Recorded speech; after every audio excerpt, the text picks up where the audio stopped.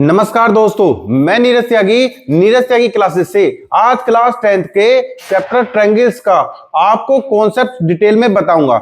ये chapter exam में every year high scoring chapter है। ये सबसे ज्यादा मार्क्स का एग्जाम में आता है। ये 8 मार्क्स का एग्जाम में आता है और ये मार्क्स लाने बड़े ही आसान है। ये स्टूडेंट्स को काफी टफ लगता है बट ये इससे मार्क्स लाने काफी आसान है। चलिए देखते हैं इसमें कहां से किस किस तरह के टॉपिक पर क्वेश्चन आता है। स्टूडेंट्स ने कहा सर इसके कॉन्सेप्ट पे भी आप एक वीडियो बना दीजिए, इसलिए मैं इसके कॉन्सेप्ट पर इस समय एक वीडियो बना रहा हूं। चलिए देखते हैं इस चैप्टर से आपसे यहां से 2 कॉन्सेप्ट पे क्वेश्चन पूछा जाता है। एक तो आता है बीपीटी, बेसिक प्रोपोर्शनलिटी थ्योरम, और ये इस थ्योरम को थेल्स थ्योरम भी इसलिए कहते हैं क्योंकि ये मैथमेटिशियन थेल्स ने दी थी इस बीपीटी थ्योरम। और सेकंड आता है similarity of triangle, similarity of triangles, यहां से क्वेश्चन आता है। चलिए देखते हैं किस किस तरह से क्वेश्चन आता है। सबसे पहले हम देखते हैं बीपीटी, बेसिक प्रोपोर्शनलिटी थ्योरम, जिसको नाम दिया गया बीपीटी बेसिक प्रोपोर्शनलिटी थ्योरम। और ये बेसिक प्रोपोर्शनलिटी थ्योरम क्या है कि अगर एक ट्रायंगल आप लें और उसके एक ट्रायंगल आपने लिया और इसके किसी भी साइड के एक लाइन पैरेलल ड्रॉ की जाए, बट वो पैरेलल ऐसे ड्रॉ की जाए कि जिसके भी पैरेलल हो उससे अदर जो 2 लाइंस हैं, 2 साइड्स हैं, उनको वो इंटरसेक्ट करे। और यहां से देखते हैं, यहां से हमने क्या किया, एक किसी भी साइड के, मान लीजिए इस साइड के ठीक पैरेलल आप ड्रॉ कर रहे हैं, तो ये ठीक पैरेलल आपने ड्रॉ की, बट ड्रॉ तो पैरेलल की बट इस तरह से कि अदर 2 साइड को कहीं ना कहीं वो इंटरसेक्ट करे। ऐसा नहीं कि पैरेलल वो इसके ठीक पैरेलल आपने बाहर कहीं यहां ड्रॉ कर दी, इसका कोई रोल नहीं है। यहां सबसे पहले ध्यान रखेंगे, एक ट्रायंगल है, उसकी वन साइड के एक लाइन ड्रॉ की गई है और वो उस लाइन ने इंटरसेक्ट किया है अदर 2 साइड्स को, और ये ड्रॉ करने के बाद ये इसके ठीक पैरेलल हो। जैसे हमने क्या कहा, ये ए है, ये बी है, ये सी है, ये डी और ई है। तो यहां सबसे पहले आपके पास ये रिजल्ट में लिखा जाता है if D E parallel to B C. D E किसके पैरेलल है, बी सी के, यानी कि डी और ई पर अदर 2 साइड्स को इंटरसेक्ट किया है, बट ये इसके पैरेलल है, ये दिया गया है। इफ यदि ऐसा होगा कि डी ई अगर इसके पैरेलल होगी तो देन तब ये रिजल्ट आपका यूज किया जाता है। नंबर फर्स्ट जो मेन रिजल्ट है उसी से बाकी रिजल्ट निकल के आते हैं। ये छोटा वाला पोर्शन इस साइड का और अपोन में ये छोटा वाला पोर्शन, यानी कि एडी अपॉन डीबी इक्वल, ये जो रेशियो है ये सेम सेट अदर साइड के लिए भी यही रेशियो, यानी कि यहां ये छोटा वाला ऊपर वाला लिया है तो यहां भी छोटा वाला ऊपर वाला ही लेंगे, ए ई, और अपोन यहां इसके अपोन में लेफ्ट साइड में ये नीचे वाला लिया है तो इधर भी ये नीचे वाला पार्ट ई सी लेंगे। उसके बाद इन्हीं से ये रिजल्ट निकल के आते हैं और ये एग्जाम में डायरेक्ट यूज होते हैं। कैसे कि अगर मैंने छोटा वाला पोर्शन लिया है इस साइड का, ए बी साइड का, ए डी अपोन, और फिर मैंने बड़े वाला साइड कंप्लीट ली है ए बी, तो राइट साइड में भी मुझे ऐसा ही ये छोटा लिया है तो ये छोटा लेना पड़ेगा न्यूमरेटर में, और ये कंप्लीट साइड नीचे ली है डिनोमिनेटर में, तो यहाँ ये कंप्लीट साइड की लेंथ यहां पर लेनी होगी नीचे।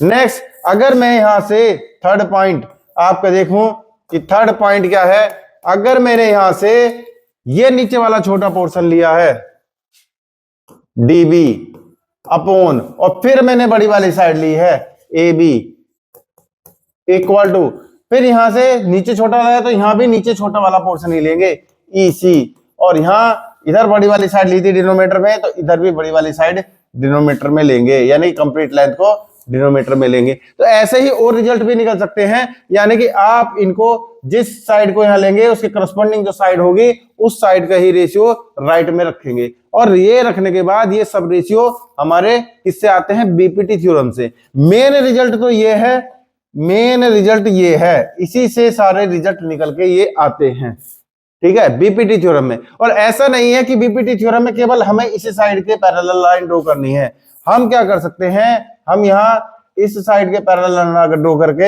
हम ये लाइन इस साइड के पैरेलल भी ड्रॉ कर सकते हैं। AC के ठीक पैरेलल, और मैंने ये लाइन ड्रॉ की है PQ, मान लीजिए क्या की है ये PQ।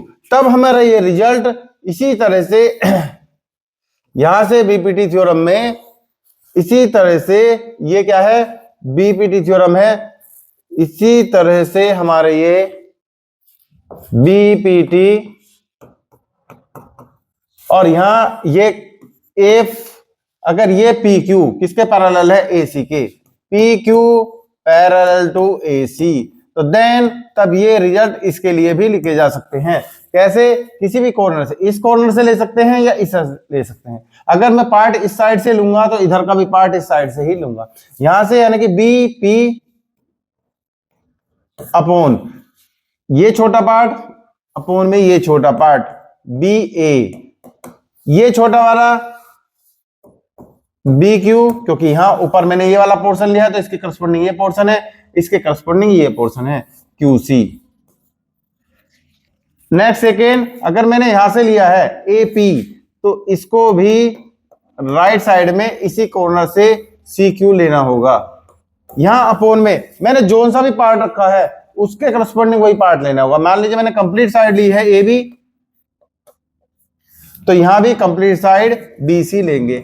इस तरह से हम और रिजल्ट भी इसके ऐसे ही लिख सकते हैं। यह है BPT। नेक्स्ट आपका आता है सिमिलरिटी। सिमिलरिटी क्या है? सिमिलरिटी क्या है? टू ट्रायंगल्स के बीच में, जैसे हमारे पास एक ट्रायंगल है, टू ट्रायंगल आप ले लिए, यानी कि एक ट्रायंगल है ये। अब मैंने क्या किया, अगर मैंने इस ट्रायंगल की सेम कॉपी कर दी, ये सेम कॉपी, तो ये कॉपी जो कहलाएगी ये कॉन्ग्रुएंट ट्रायंगल कहलाएंगे, यानी कि जस्ट इसकी कॉपी है, सेम साइज है, सेम शेप है, सेम साइज है, सेम शेप है। बट सिमिलरिटी में क्या है? सिमिलरिटी में क्या है कि आपका शेप तो सेम हो, पर यह जरूरी नहीं है कि साइज सेम हो। साइज में मैं इसको छोटा सेम रेशियो में, या इसको बड़ा सेम रेशियो में, या फिर इसके इक्वल ये रख सकता हूं। यानी कि आपके पास क्या है कि दोनों की शेप तो सेम हो, बट साइज का जरूरी नहीं है कि सेम हो। साइज में क्या है, ऊपर नीचे या सेम रेशियो में एक को बड़ा छोटा किया जा सकता है, जैसे कि इसको मैंने छोटा कर दिया सेम रेशियो में, तो ये इसके क्या होगा, सिमिलर होगा। बट ये सिमिलरिटी बाद में हमें कुछ चीजों में दिखाई दी जाती है कि सेम है और हमने इसको छोटा किया सेम रेशियो में, बट ये सेम रेशियो में छोटा किया है या नहीं किया है, ये मैथमेटिकली कॉन्सेप्ट है। तो इस मैथमेटिकली कॉन्सेप्ट में क्या करते हैं हम, चलिए देखते हैं कि हमारे पास ये टू ट्रायंगल है, ये ट्रायंगल है ABC और ये है PQR। अगर ये ट्रायंगल में F, आपने देखा कि ये ट्रायंगल F, ट्रायंगल ABC मैंने पहले सिमिलर दे दिए हैं PQR, अगर ये इसके सिमिलर हुए तो देन तब ये COT होगी। यहां फर्स्ट कॉर्नर पर A लिखा हुआ है, ये फर्स्ट कॉर्नर पर P, ये सिमिलर का साइन है बीच में, इसको सिमिलर बोलते हैं। ये A P के इक्वल होगा। नंबर फर्स्ट कंडीशन में angle, corresponding angles are equal, angle P, ये फर्स्ट पोजीशन पर P है तो ये इसके इक्वल होगा। यहाँ सेकंड पोजीशन पर B है, या सेकंड पोजीशन पर Q है, तो ये दोनों एंगल इक्वल होंगे। यहाँ पर थर्ड पोजीशन पर C है और यहाँ पर थर्ड पोजीशन पर R है, तो ये इक्वल होंगे ही होंगे। नंबर सेकंड, अगर आपने यहाँ पर इनके साइड के बीच में देखा, यहाँ पर समझ लीजिए ये मैंने फर्स्ट टिक किया है, ये मैंने फर्स्ट टिक किया है, ये मैंने डबल टिक किया है, ये मैंने डबल टिक किया है, ये मैंने थर्ड टिक किया है, ये मैंने थर्ड टिक किया है, ऐसे ये इक्वल होंगे, यानी कि CR के इक्वल होगा। लेकिन साइड में क्या है, साइड जो होंगी वो प्रोपोर्शनल होंगी, are in the same ratio. यानी कि इस बड़ी वाली साइड की अगर मैं बात करूं AB, यानी कि आप नाम यहां से अगर देखना चाहें तो यहां से क्या करेंगे, ये फर्स्ट टू कॉर्नर एक साथ लेंगे AB, यहां भी फर्स्ट टू कॉर्नर एक साथ लेंगे PQ, इसका रेशियो इसके साथ। यहां पर सेकंड और थर्ड कॉर्नर एक साथ लेंगे BC, यहां सेकंड और थर्ड कॉर्नर एक साथ लेंगे QR। यहां पर फर्स्ट एंड सेकंड लिया है, फर्स्ट एंड लास्ट सॉरी, तो यहां भी फर्स्ट एंड लास्ट लेंगे PR। यानी कि AB मैंने सिंगल टिक किया है, ये इसके रेशियो के साथ लेंगे, BC किसके डबल टिक किया है, ये इसके रेशियो के साथ लेंगे, AC ये थर्ड टिक किया है, इसका रेशियो इसके साथ लेंगे। अगर कोई भी टू ट्रायंगल सिमिलर हैं तो हम ये चीजें उससे निकल के आएंगी आएंगी, यानी कि corresponding angles are equal and corresponding sides are in the same ratio. और ये जो रेशियो कहलाता है, ये के कोई भी वैल्यू नाम दे देंगे, और ये स्केल फैक्टर कहलाता है, स्केल फैक्टर या रिप्रेजेंटिव फैक्टर कहलाता है। यानी कि ये फैक्टर वो है जो इनको बड़ा या छोटा कर रहा है। तो दूसरा, अगर हमें कहीं आपको कहीं भी दो ट्रायंगल सिमिलर दिखाने हैं तो ये क्राइटेरिया है, ये क्राइटेरिया ऑफ सिमिलरिटी,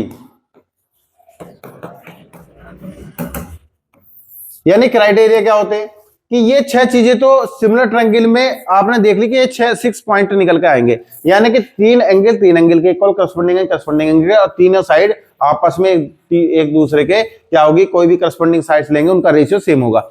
लेकिन यहां क्राइटेरिया क्या कहता कि कम से कम क्या चीजें देखी जाएं कि हमारे टू ट्रायंगल सिमिलर हो जाए। इट मींस जब भी आपको ध्यान रखेंगे,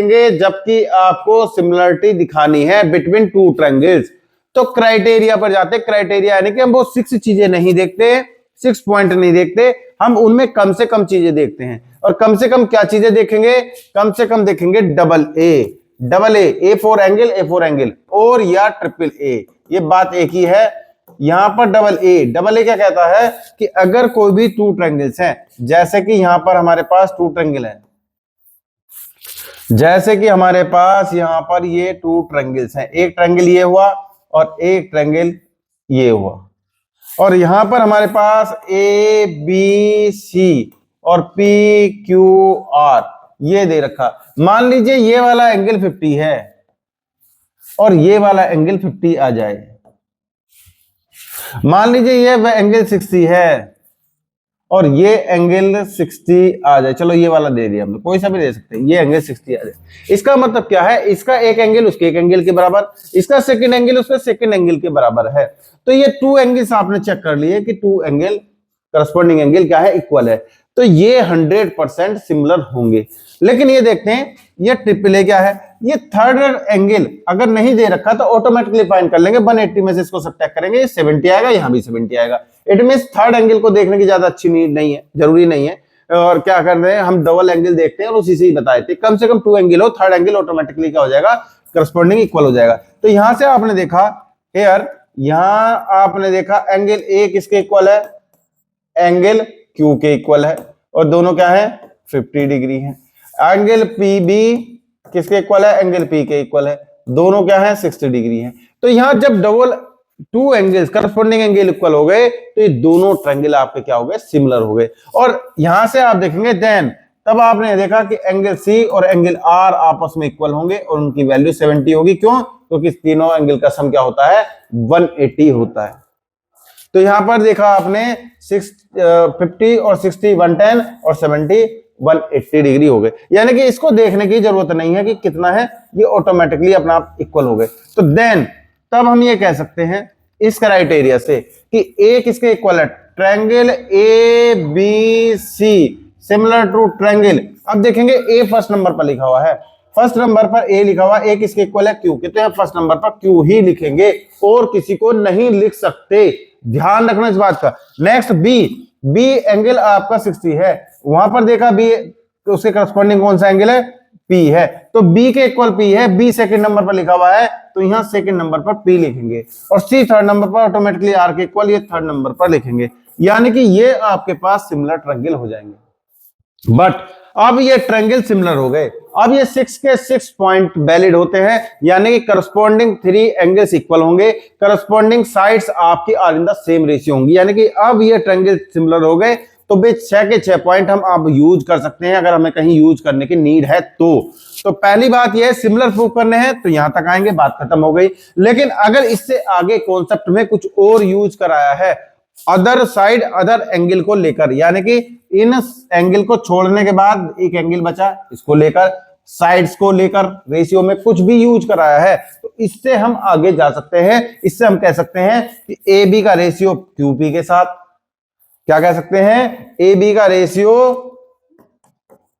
फर्स्ट टू कॉर्नर लिए क्यूपी के साथ, बीसी का रेशियो पी आर के साथ, और एसी का रेशियो क्यू आर के साथ, ऐसे हम जा सकते हैं। तो ये इस तरह से हम इन कॉन्सेप्ट को बता सकते हैं। नेक्स्ट देखते हैं, आपके पास नेक्स्ट आता है आपका second criteria double triple S. Second criteria है triple S, S four side side side, यानी कि केवल साइड का रेशियो देखना है, बाकी एंगल नहीं देखने हैं। यानी कि अगर आपको एंगल नहीं दे रखे और केवल आपको साइड्स के बीच का रेशियो दे रखा है, तो आप उसको उस तरह से लिख सकते हैं, जैसे A B C P Q R. By the way यहां पर इफ अगर ये दे रखा हो ए बी का रेशियो पी क्यू के साथ, बी सी का रेशियो क्यू आर के साथ और ए सी का रेशियो पी आर के साथ। इट मीन्स इसका रेशियो इसके साथ, इसका रेशियो इसके साथ, इसका रेशियो इसके साथ अगर यहां दे रखा है, तो तब हम ये रेशियो, अगर ये सब इक्वल है, जो भी नंबर के इक्वल होंगे वो स्केल फैक्टर कहलाएगा। फॉर एग्जांपल जैसे यहां पर 10 दे रखा हो और यहां पर 5 दे रखा हो, फॉर एग्जांपल यहां पर 4 दे रखा हो और यहां पर 2 दे रखा हो, फॉर एग्जांपल यहां पर 6 दे रखा हो और यहां पर 6 दे रखा हो और यहां पर 3 दे रखा हो, तो आपने देखा 10/5 1/2, 4/2 1/2, 6/3 1/2, तो ये आपने देखा सब रेशियो इक्वल है। तो देन ये सियोरिटी होगी कि ट्रायंगल ए बी सी। अब आप ये देखेंगे ए बी सी किसके सिमिलर लिख सकते हैं, वो मेन पॉइंट है। यहां लिखा तो पी क्यू आर के जाएगा, लेकिन हम देखेंगे यहां बी सी ए बी के अपोजिट में एंगल कौन सा है, सी है। और यहां पर देखेंगे इसका रेशियो किसके साथ लिया, पी क्यू के साथ, पी क्यू के अपोजिट एंगल आर है, तो यानी कि सी और आर आपस में अपोजिट कॉर्नर पर होंगे। नेक्स्ट देखेंगे बीसी के अपोजिट ए है, देखो बीसी का अपोजिट क्या है, ए है, और क्यू आर के अपोजिट पी है, तो यानी कि ये यहां से ये देख लिया। हमने देखा ए के अपोजिट क्या है, पी, तो पी लिखा, बीसी ए बी के और पी क्यू के, यानी कि यहां पर देखा हमने सी के अपोजिट क्या है, आर, तो आर थर्ड नंबर पर लिखेंगे, सी थर्ड नंबर पर है, थर्ड बचा बी के करस्पॉन्डिंग बचा क्या, क्यू। तो इस तरह से हम ये नाम दे सकते हैं। और अब हमने नाम ये दिए हैं, तो इसका मतलब ये है ए पी के इक्वल होगा, बी क्यू के इक्वल होगा और सी आर के इक्वल होगा। रेशियो तो ऊपर दे रखा है, एंगल यहां अगर उसने कहीं भी साइड्स दे रखी है, सिमिलर प्रूफ कराया, तो यहां बात खत्म, यानी कि यहां तक ही करेंगे। लेकिन अगर कहीं एंगल का कॉन्सेप्ट यूज कराया है, इसके एंगल के बीच में कहीं रिलेशन फाइंड करवाया है या यूज कराया है, तो इससे हम आगे जा सकते हैं, क्योंकि दोनों ट्रायंगल सिमिलर है, तो फर्स्ट एंगल फर्स्ट के इक्वल होगा, सेकंड के इक्वल होगा, थर्ड के इक्वल होगा ही होगा। इससे हम आगे जा सकते हैं। नेक्स्ट देखते हैं, थर्ड पॉइंट है आपका ट्रिपल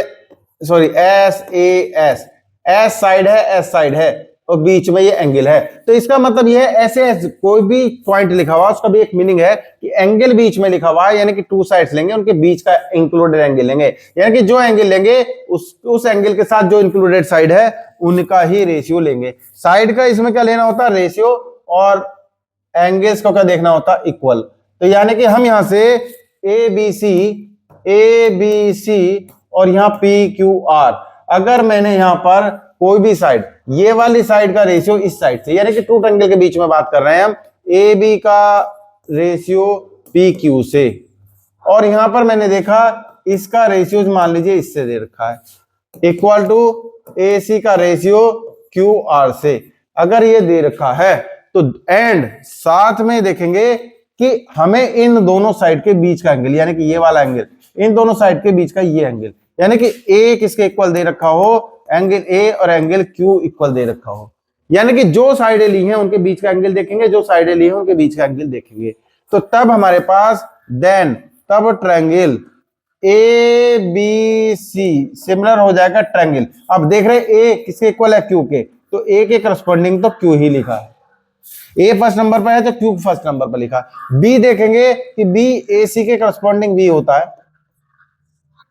अपोजिट, ए सी के अपोजिट क्या है, बी है, तो इसके रेशियो किससे लिया, क्यू आर से, क्यू आर के अपोजिट क्या है, पी है, तो यानी कि बी और पी आपस में एक दूसरे के करस्पॉन्डिंग एंगल होंगे और थर्ड बचा आर, यानी कि ये आपके पास इस तरह से ये हमारे पास सिमिलर ट्रायंगल आ जाते हैं। अगर यहाँ सिमिलर ट्रायंगल प्रूफ कराएं तो केवल क्राइटेरिया से यहाँ तक जाएंगे, और अगर इससे आगे कोई कुछ चीजें इसकी यूज कराई हैं, यानी कि एंगल के बारे में यूज कराया है, तो बी किसके इक्वल होगा, पी के, और सी किसके इक्वल होगा, आर के। ऐसे हम जा सकते हैं, और साइड का थर्ड साइड का रेशियो, जो बची हुई साइड का रेशियो, बची हुई साइड के रेशियो के इक्वल होगा। लेकिन ये जब है जब आपको टू साइडेड ट्रायंगल की दे रखी हो और एक इंक्लूडेड एंगल दे रखा हो, तब हम ये वाला क्राइटेरिया यूज करते हैं।